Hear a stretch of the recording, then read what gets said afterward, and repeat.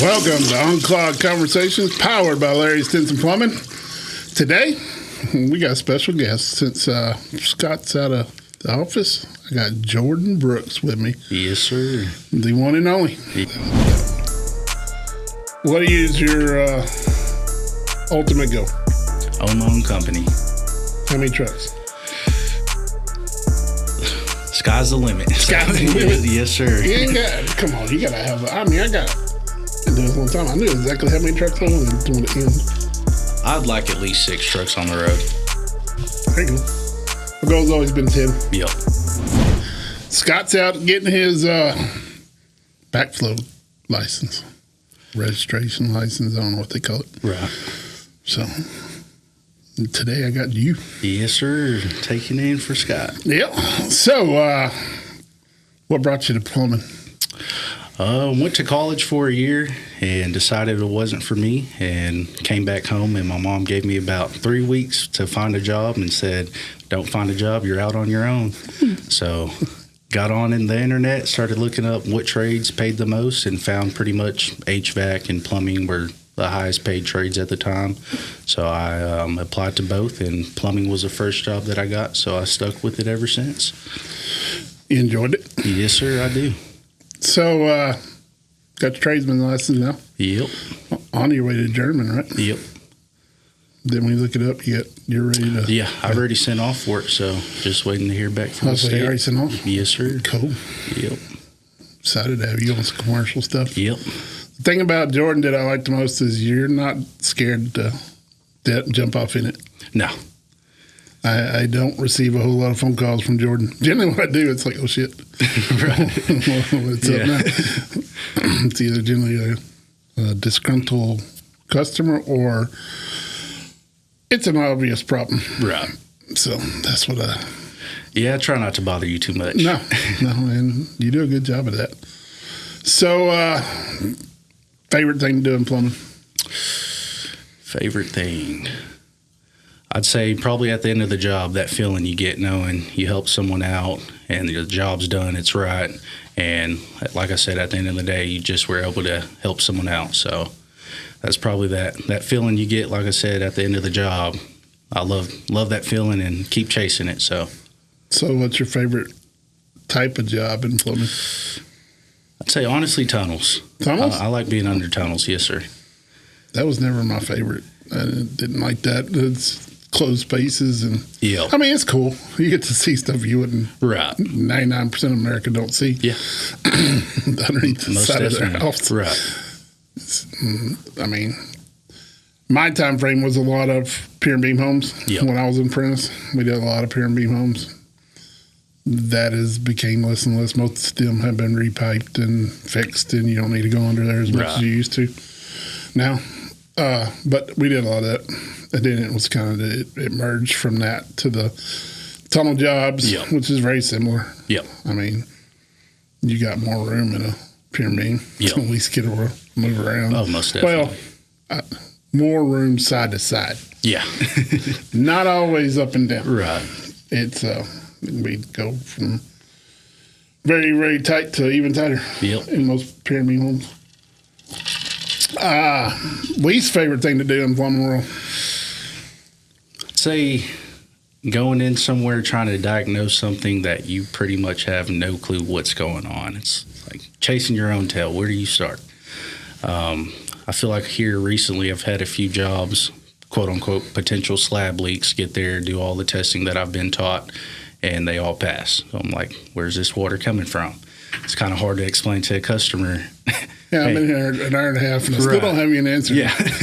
So I'd say probably diagnosing things, like I said, where you just don't completely know what's going on and can't really give a confident answer to your customer. That's where I'm envy of the mechanics. Yep. And I wish I could do that. I wish I could tell a customer, okay, I need you to leave for like 6 hours and then I'll call you when I got the job done. Right. Because mechanics, man, you don't know. They could have worked on your car for 10 minutes. And Yep. Called you 2 hours later and told you, which most of them do. Right. Customers tend to stand over your shoulder, which slows you down. Yep. And that's why every mechanic shop has insurance. Will not allow customers in the work area. Yep. I don't really know how much the insurance really cares, but that's a great sign to put up to keep people from standing over the shoulder and saying, I'd fix that. Yep. We don't have the luxury. We don't, unfortunately. They could stand right there by you because you're in their house. And I get it. Right. I understand. But I try not to do it to service people I have in my house. Yep. Try to stay out of their way. Yep. Let them do their job. Yep. I mean, it's respect, I guess, Yep. on my side, being in that situation for so long. Right. Tank top or tank? Or tankless or tank top? Sorry. I'm going tank type all day. Tank top? Yep. Why? All day. I feel like there's less components to fail, and the components that do fail, there's usually one or two. So it's pretty easy troubleshooting. Unlike tankless, you get an error code, and it can be 5 to 6 different things, and you got to go through all the troubleshooting process to figure out which it is that's going on. So I'd pick tank type all day long. I agree. Tankless are neat. They got their purpose. You know what I mean, you get endless hot water. If you got a big family, tankless can't beat it.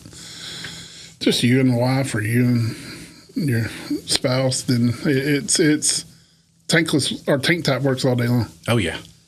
And most people don't run out of water with that. Right. Definitely a lot easier to work on.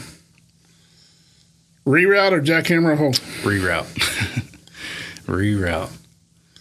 I like, you and Corey took the reroutes from me and Scott and just excelled. Yep. That was me and Scott's, because me and Scott were, started this thing. Yep. But we took and taught both of y'all, and y'all have excelled in that. Y'all taking that to the next level, and I'm proud of both of y'all for that. Let's see. What else can we ask you about? You excited to work on gas when you get your... Oh, yeah. Gas scares people. Yeah. I don't know why. Yeah. It's dangerous. I've only came close once. I don't think I've told this story on Unclogged Conversations, but I was working for a school district years ago. We were working at a school they were tearing down, but they wasn't going to quite tear down yet because there was rumors that they may not be done with the school that they were building to replace this school, so they may have to open it one more semester and move people in. But they wanted us to go over and reconnect all the gas fixtures before the winter came. We went over there and disconnected everything and turned the gas off, and they were getting ready to tear down the building. And they came back and they decided that they weren't going to tear it down just yet because they didn't know they was going to reuse it. They decided they was going to reuse it. So we had to go back over there and reconnect everything. We were trying to light a big 100-gallon or 99-gallon water heater, gas water heater. Couldn't get it lit. Mess with it. Finally, I told my apprentice to just crack the gas line and until we smelled gas. And we bled it. I said, all right, I'm doing it just a little more. I don't know what happened, what the spark was, but he took that last thread off, and that thing lit off. Flashed him, burned all his facial hair off. Luckily, the gas meter was right outside the door of that water heater closet. I grabbed the pipe wrench, turned it off. Then we grabbed the 2 fire extinguishers we had on the truck. And, by this time, it's already sheetrock's burning. Oh, wow. And we just had to put the fire out. Wow. That's close as I came to gas. Yeah, so back to your point, it can be dangerous. But a lot of people try to work with live. That's about the end of my working with it live days. Yep. I think the farthest I was go with doing it live is at a water heater or something. Change that gas valve out. Yeah. As long as you know that you don't have anything. Right. I don't know what set that thing off. Still to this day. Wow. But something sparked. Yeah. And lit that thing right off. It was crazy. Craziest thing I ever seen. Yeah. Where do you see the future of plumbing? Not sure. A few rumors going around with the Texas State Board trying to take our licensing away. I'm not sure. I know one thing for sure: robots can't do our job, so plumbers are definitely still going to be around. I don't think they'll take our. I think the the days of them taking it away are over. Yep. But I think the days of them, which will benefit you, of making it easier to get your license, Yep. are definitely here. Right. We were looking at T's application, trying to figure out what he needs to do to get his tradesman license. Right. And did you know you don't have to do 10 hours of OSHA anymore to get your tradesman? Did not know that. You don't have to do 2 continuing eds to get your tradesman? Wow. Yeah. What I can read, I got to call Bobby after this podcast. Right. Confirm. And confirm. What I can read, looks like you only need the 24 hours of training, and that is it. Wow. Because when you go click on the journeyman Right. application, all the other stuff is there. So why are we lowering it for the tradesman? Right. Why are we not getting all that out of the way from the get-go? Right. Yeah. And going there. I mean, you had to do it all. Yeah, I did. And that was what, 2 years 2 ago? years ago. Yes, 2.5 sir. years ago? We've already changed that fast? Right. I mean, tradesmen haven't been around that long No. compared to the rest of them. So I think that's the direction we're headed. That's scary. Right. I don't think we'll lose our license. I think it's just going to be easier to get it. Get it, yeah. Because, I mean, they're talking about already, and this will probably pass in the Senate and the House in the state level, that you only need to be a journeyman for 2 years to get your master's. So that means when you get your journeyman's here in the next 4 to 6 months, Right. whatever long it takes, you're won't be that you're 4 2 years. Yeah, you're 2 years away from your master's. Okay. I kind of agree with that, honestly. I mean, When I took my master's, there was no limitation. All you had to do is Have your you could go journeyman's. get journeyman's, go get masters, and yep. you were done. When they came out with the RMP and all that stuff, that's when they started limiting and moving everything to that 4 years. Yep. The argument is, and you may have a different opinion because you're on a different side of the spectrum than me. The argument is we need more plumbing companies. I disagree. Yep. We need more plumbers, but we don't need more plumbing companies. Everybody says the more plumbing companies we get, the cheaper things will be. No, they won't. Right. And here's the reason why. The amount of money that companies my size or bigger, or even a little smaller than me or bigger, have to spend to make the phone ring Yep. is ridiculous. Yep. And all that is what drives the price of the hourly rate, whatever you want to call it, Right. up. Because that all has to be figured into the plumbing rate. Yep. Is the amount of money we're spending to make that phone ring. And I'm not the only one. Right. And I'm by far not the most that's spending the most. Right. There's people out there that have fancy little jingles on TV Yeah. that are spending a lot. Sure. 6 figures a month, if not more. Yeah, I'm sure at least 6. Yep. And so that's the problem, is the amount of money it takes to make the phone ring. Right. You can run a one-man truck. And I guess that's what they want, a whole bunch of one-man trucks. Yep. But if the phone ain't ringing, Well, if everybody's do us any one-man good. trucks, you know, the part of the problem is most of these companies have sold out. And it's appealing. yep. Most of these companies, because I get offers all the time, most of these companies have sold out to these big investment firms that go and create one big company Right. that buy out multiple little companies and they put them all under this one umbrella and they're all under this one, one big money backing machine that can turn around and spend that Yep. 6 figures a month on TV and on the internet. And that's the problem. Yeah. Now, like I said, you can run a one-man show. But let me tell you, one-man show don't make the same as a Right. multiple truck show. Yep. There's times you don't make as much as you did working for somebody else in a one-man show. And you work a lot. Yeah. You're the one in that truck. Answering the phone and Yep. doing all the other stuff. Because when you start adding people, that's when you got to start adding advertising because you need more calls. And Right. vicious circle. Yeah. But you'll do good at it. I know That's you the will. plan. Most dangerous. No, we ain't gonna ask that. What is your ultimate goal? Own my own company. How many trucks? Sky's the limit. Sky's the limit? Yes, sir. You ain't got. Come on, you gotta have. I got. Been doing this one time. I knew exactly how many trucks I wanted to end. I'd like at least 6 trucks on the road. There you go. My goal's always been 10. Yep. And we're getting there. Yep. Pretty quickly. Yep. So new construction or service? I'm going to say service. New construction is, in my opinion, too much repetitive of the same things, same plans. I mean, you see it every day on the same job site for months at a time. And rather than service, you're at a different house every day. I mean, every house is plumbed differently. So something different for me every day rather than, like I said, repeating the same thing after same thing. What did you learn? What was probably the most valuable thing you learned from your beginning in the new construction industry? Actually seeing like how houses were built. I didn't know plumbers are 9 times out of 10 where they are the first ones in and usually the last ones out of the house, and had no clue.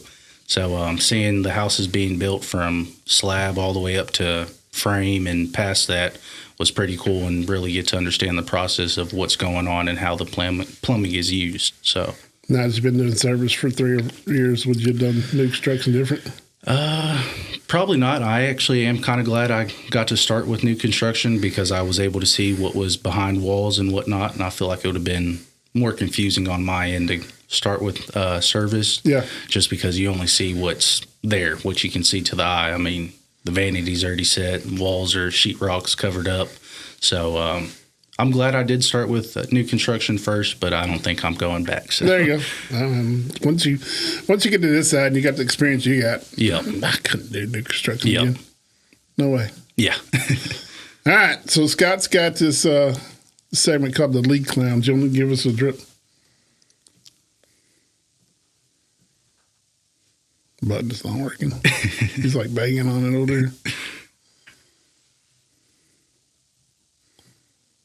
What's going on? Just make the noise with your mouth.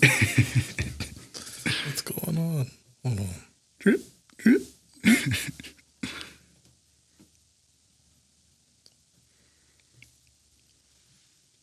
You just think, would a flush not work either? The flush was working.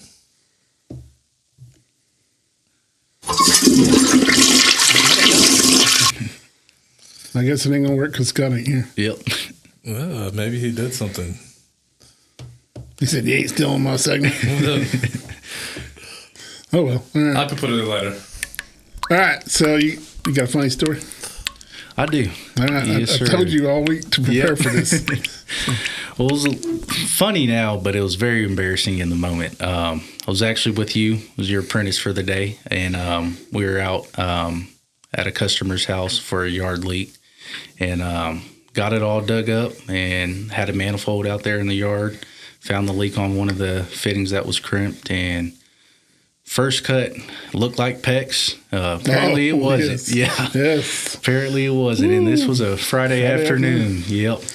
It turned out to be Kitec, and there was no fittings anywhere around us. So, yeah. Luckily, we was at one of the supply houses owner's house. Yep. And she was managed to pull some strings and got us some fittings and got her water back on that. But tell us why you don't cut into Kitec. That, if I'm not mistaken, it has been banned, correct? Yep, it's outlawed. So they have outlawed it. They do make fittings for it, but it is like pulling strings trying to get them. They're not really for that. Well, they were made to repair it, but they're not, in my opinion, they're a horrible design because they're a compression fitting. Yep. They work. Yeah. But you highly recommend people remodel that house and replace it all, which I've done to her. Yeah. I told her to do it multiple times because she had a leak in the wall with that stuff later on that Bubba had to go out and fix. Yep. And so the stuff was horrible design. Yeah.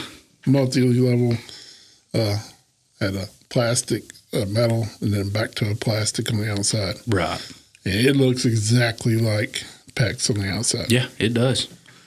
You've got to have a trained eye to catch it. Yeah, most definitely. Will you catch it next time? Oh, yeah, for sure. See, that's the thing. So Everybody cuts Skytech because I'll never cut it again. Yep. Had some pretty bad anxiety after that. Any pecs I saw, I was like, is this Kitech? Like scratching at it, trying to see if you can see metal. Yep. All right. Will, you got anything for us? This one was short and sweet, but... No, I was gonna ask. So when you cut it, like what exactly happened? I cut it and could immediately feel the difference between. Well, the problem was I was off talking to the husband. Yep. And I was letting him over there work. He was over there working. And he comes to me and goes, nothing will fit this pipe. Yep. So what do you mean nothing will fit that pipe? Fittings don't fit this pipe. I said, does it have metal in between it? Yeah. You just cut that. Yep. Just made this job harder. Yep. Luckily, it was like 1, 2 o'clock. It wasn't late in the Friday afternoon. Luckily, it was early enough in the day. What's worse is when you do that at 3:30, 4 o'clock. Yeah. Most ply houses close 4:30, 5 o'clock. Yep. And then you're in real big trouble. Yeah. Then you're calling buddies. Right. Hey, you got any contact fittings? Yep. And that don't always work. Nope. Especially on Friday. Yeah, and I believe we got a few extra fittings too. Did. And I believe that first fitting we put on actually ended up leaking. So had to dig back a little bit further, get us some more sturdy pipe to tie back onto. Yep. That's Kitech. Yep. Because what it does, it leaks in between the layers. And so, you may cut it and it may leak further back, and you may have to go and cut it further back. Yep. And you never can get that fitting back out after you tighten shit out of it, get it down. Hey, anything else? Now, you said you didn't want to do new construction, just with houses or like commercial? Because I mean, I would imagine that if a commercial project came up, it was a new construction and the price was right, would you do it? Oh, most definitely. And he built a house, his price is right. Yeah. Especially if he's out on his own. Yes, sir. But I haven't done too much new construction on commercial or commercial in general. So definitely willing to jump in commercial, whether it's service or new construction. Oh, you're going to get some commercial. Yep. So most definitely you willing to You got a list of people waiting for you to get your journeyman. Corey being one of them. Yep. I need somebody new to go do his repairs. All right. Well, I appreciate you being here today. Yes, sir.